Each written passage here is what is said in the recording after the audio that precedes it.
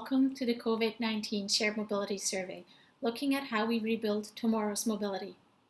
My name is Sandra Phillips. I'm the founder and CEO of MoveMe and the chair of the Covid-19 Shared Mobility Taskforce.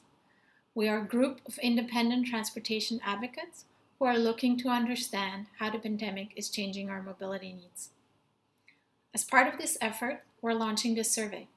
Our objective is to understand your mobility needs and preferences.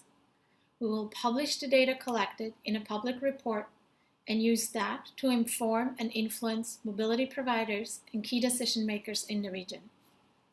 Our partners for this survey are the Vancouver Economic Commission, the Swiss Canadian Chamber of Commerce, and others. We're hoping you can spare less than 10 minutes today to take this survey and support our efforts in rebuilding tomorrow's mobility. Thank you.